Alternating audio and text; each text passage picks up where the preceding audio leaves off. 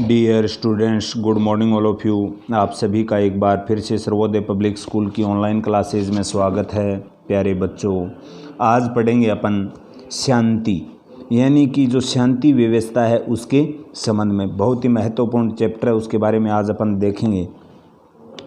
और आज विश्व में जो एक व्यवस्था कायम है वो इस शांति की वजह से ही है, यानी कि शांति के बारे में अपन ने जो कुछ सामान्य परिचय है उसके बारे में अगर अपन देखते हैं तो अगर अपन बात करते हैं वर्तमान विश्व में युद्ध, आतंकी हमलों और गुट दंगों पर आधारित बड़े बड़े समाचार अपन निरंतर देखते हैं, याद भी करते हैं, जिससे शांति व्यवस्था है वो भंग होती है और अशांति है वो फैलती है, यानी जो माहौल है वो अशांत रहता है। तो इस संबंध में आज अपन पूरा का पूरा देखेंगे आज इस शांति व्यवस्था के बारे में।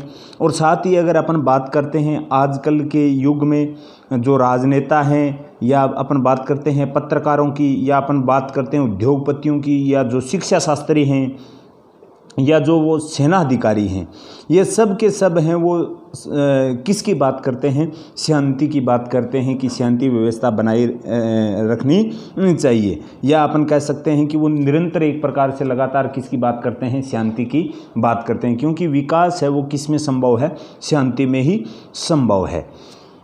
और इस संबंध में अगर अपन बात करते हैं, शांति की धारणा आमतौर पर बिल्कुल आसान और स्पष्ट लगती है अपने को, यानी कि देखने में अपने को शांति है वो बहुत ही एक छोटा सा शब्द लगता है, और लेकिन इसको अगर अपन बनाए रखने में अगर अपन कामयाबी हासिल करते हैं तो अपने आप में एक बड़ी बात हो जाती है। और इस संबंध में अगर अपन वास्तव में एक देखते हैं तो ये शांति स्थापित करना अपने आप में एक बहुत बड़ा जटिल कार्य भी है, और इसका अर्थ और जो महत्व है इसका वो निरंतर हर साल क्या होता रहता है? बदलता रहता है, क्योंकि हर किसी को शांति का आह्वान और अनुसरण की बात करते हुए अपन देख तो सकते हैं, लेकिन इस शांति व्यवस्था को बनाए रखने में अपने आप को स्थापित करने में एक बड़ी चुनौती सामने आती है। और इस अवधारणा को स्पष्ट करने की वैसे तो आवश्यकता बहुत ही महत्वपूर्ण हो जाती है इसकी, क्योंकि जैसा अपन देखते हैं कि शांति के विचार के प्रति जो दिखने वाली सहमति है वो एक प्रकार से अपन कह सकते हैं अपेक्षाकृत जो फिलहाल की बात है उसमें साल दर साल शांति अर्थ और महत्व में काफ़ी अंतर भी अपने को देखने को मिलता है। अपन सामान्यतः देखते हैं कि शांति का अर्थ क्या है, आज की दुनिया में ये इतनी कमज़ोरी क्यों बनी हुई है जो शांति की जगह अशांति फैल रही है, तो इसके बारे में अपन देखेंगे। उससे पहले अपन देख लेते हैं जो शांति की जो महत्वपूर्ण भूमिका है उसके बारे में। तो अगर अपन बात करते हैं लोकतंत्र, और लोकतंत्र में अपन बात करते हैं न्याय की, और न्याय के साथ साथ अगर अपन बात करते हैं मानव के जो अधिकार हैं उनकी, तो वर्तमान में शांति की बात भी एक सामान्य व निरंतर बोली जाने वाली बात पर बन गई है। यानी कि एक प्रकार से जो अपने लोकतंत्र है, लोकतंत्र तभी स्थापित हो सकता है जब उस राष्ट्र या उस क्षेत्र के अंदर क्या हो? शांति व्यवस्था कायम हो। न्याय भी वहीं मिलेगा जहां शांति व्यवस्था हो। मानव अधिकारों की बात करते हैं, ये मानव अधिकार हैं वो भी कहाँ मिलेंगे? जहां शांति व्यवस्था है। तो इन सब बातों को अपने को क्या रखना है? ध्यान में रखना है। और अगर अपन बात करते हैं जो बीत गया, भूतकाल जिसको अपन बोलते हैं, अतीत जिसको बोलते हैं, उसमें अनेक महत्वपूर्ण चिंतक हुए हैं, विचारक हुए हैं, जिसने शांति के बारे में नकारात्मक ढंग से भी लिखा है। कुछ दार्शनिक ऐसे हुए हैं जिन्होंने शांति के संबंध में अच्छी जो अपने विचार हैं वो भी प्रकट किए हैं। और अगर अपन बात करते हैं जो अतीत के जो विचारक हुए हैं जिन्होंने नकारात्मक ढंग से लिखा है, उन विचारकों में जर्मन दार्शनिक जैसे नीत्शे है, इटली के समाजशास्त्री विल्फ्रेड प्रेटो हैं जैसे चिंतकों का उल्लेख किया जा सकता है। और नीत्शे ने तो यहाँ तक कहा था कि शांति को कोई महत्व न देते हुए युद्धों की तारीफ की थी। नीत्शे एक ऐसा दार्शनिक हुआ है जिन्होंने शांति व्यवस्था में कभी कल्पना ही नहीं की। वो हमेशा ही किसकी तारीफ करते रहे हैं? युद्धों की ही तारीफ करते रहे हैं, क्योंकि नीत्शे का मानना था कि सिर्फ संघर्ष ही सभ्यता की उन्नति है जो उनको एक मार्ग प्रशस्त कर सकती है आगे बढ़ने का, जो एक प्रकार से आज के युग में अगर अपन देखते हैं तो बहुत ही क्या था, गलत था। लेकिन वहाँ उस समय के जो विचारक थे भूतकाल के नीत्शे, उन्होंने ये माना था कि शांति व्यवस्था नहीं होनी चाहिए। वो हमेशा किसकी तारीफ करते थे, युद्धों की तारीफ करते थे, क्योंकि उनका मानना था कि सिर्फ संघर्ष ही सभ्यता की उन्नति का मार्ग अपने को दिखा सकता है। और इसी के साथ अगर अपन बात करते हैं, विल्फ्रेड पेरेटो का दावा था कि अधिकतर समाजों में शासक वर्ग का निर्माण सक्षम और ताकतवर लोगों से ही होता है, जिसको अपन शेर की संज्ञा देते हैं। यानी कि जो ताकतवर होता है या अपन कह सकते हैं शक्तिशाली होता है, जो एक प्रकार से अपने शक्ति के दम पर लोगों पे शासन करता है, जिसको अपन शेर की संज्ञा देते हैं। यह ऐसा मानना था किसका, विल्फ्रेड पेरेटो का मानना था। तो यह बात भी अपने को क्या रखनी है, ध्यान में रखनी है।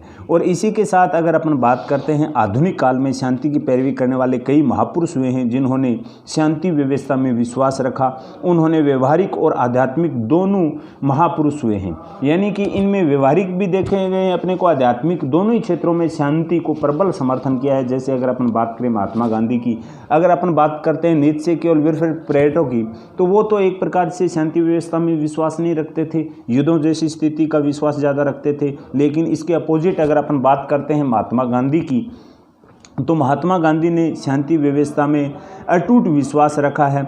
और गांधी जी का मानना था कि शांति व्यवस्था से ही अपन आगे बढ़ सकते हैं।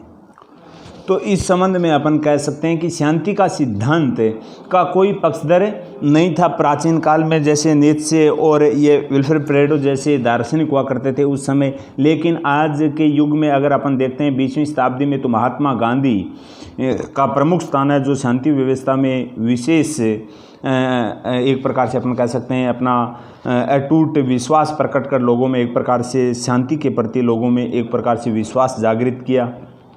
और इस संबंध में अगर अपन देखते हैं तो विश्व में कुछ ऐसी घटना भी हुई हैं जिसका उल्लेख अपने को इतिहास में मिलता है, और अपन ने पीछे के जो पाठ्यक्रम है उसमें पढ़े भी हैं। जैसे फांसीवाद है, नाजीवाद है, उनका उदय हुआ। विश्व युद्ध की बात करते हैं, अगर अपन फर्स्ट वर्ल्ड वार है, सेकेंड वर्ल्ड वार है, उसकी बात करते हैं, और या अपन जो शीत युद्ध की बात करते हैं, तो ये एक प्रकार से अशांति का ही प्रतीक था, जो इससे अपन देख सकते हैं कि अपने आस पड़ोस में अगर अपन बात करते हैं, भारत पाकिस्तान और बांग्लादेश के रूप में जब विभाजन हुआ, तो वो एक प्रकार से अपने त्रासदी का या एक प्रकार से वो अपने सामने एक दुखद घटना थी।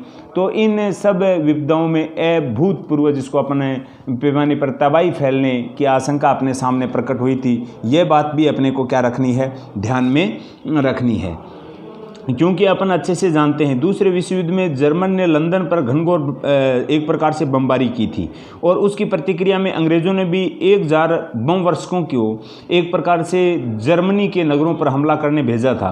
और युद्ध का अंत में अमेरिका और जापान नगर जैसे हिरोशिमा है, नागासाकी है, उस पर परमाणु बम गिराए गए थे, जिसमें 6 अगस्त और 9 अगस्त की बात अगर अपन करें 1915, तो उसमें काफ़ी भयानक अपन देख सकते हैं वो दृश्य अपन इतिहास में अगर देखते हैं तो आज भी अपने उनको देखकर रोंगटे खड़े हो जाते हैं। तो इस संबंध में अगर अपन बात करते हैं, इन हमलों में कम से कम 1.25 लाख लोगों के आसपास मृत्यु हो गई थी, और इससे भी अधिक लोग जो आणविक विकिरण के प्रभाव में आ गए थे, और करीबन 45% मृतक आम नागरिक थे। तो आम नागरिकों का इतना यानी 95% प्रभाव है वो मरने वालों का, अगर वो अपन देखते हैं तो आम नागरिक थे। तो वो सब का सब किस किया था, एक प्रकार से उस त्रासदी का, अशांति का प्रतीक था।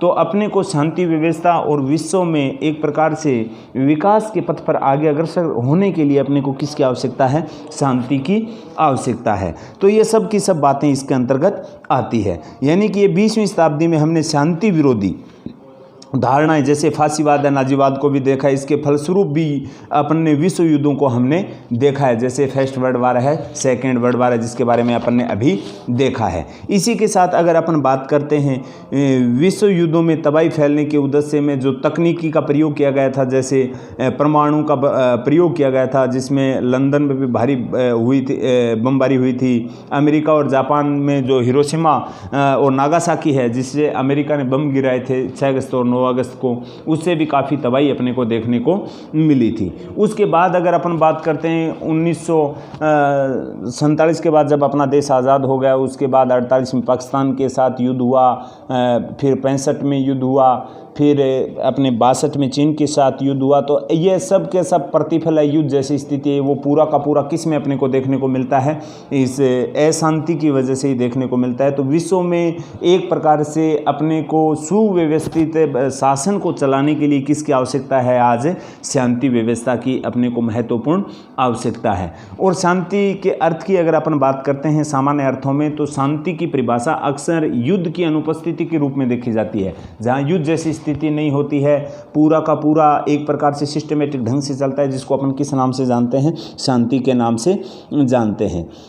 और इस संबंध में अगर अपन बात करते हैं, आज लोग शांति का गुणगान इसलिए करते हैं क्योंकि आज विश्व में अगर अपने को आगे विकास के पथ पर अग्रसर होना है तो शांति व्यवस्था स्थापित करने अपने लिए क्या हो गया है, कंपलसरी हो गया है, अनिवार्य हो गया है। तो ये सब की सब बातें अपने को क्या रखनी है, ध्यान में रखनी है। और इस शांति की अनुपस्थिति की भारी कीमत अपने को चुकानी पड़ती है मानवता के खिलाफ, जिसमें काफ़ी जनधन की हानि भी होती है, काफ़ी त्रासदियों को अपने को सामना करना पड़ता है। और आज के जीवन की अगर अपन बात करते हैं तो इसमें शांति व्यवस्था स्थापित करना आज के युग की प्रथम प्राथमिकता हो गई है, क्योंकि अपने आप को सुरक्षित रखना है तो विश्व के अंदर पहला कार्य यह होगा कि शांति व्यवस्था स्थापित करनी होगी। क्योंकि आज के युग में अगर अपन जगह जगह देखते हैं तो आतंकवादी हमले हो रहे हैं, आतंकवादी हमले में जो काफ़ी निर्दोष लोग मारे जा रहे हैं, जिसका खतरा एक आम नागरिक को भी भुगतना पड़ रहा है, जो एक प्रकार से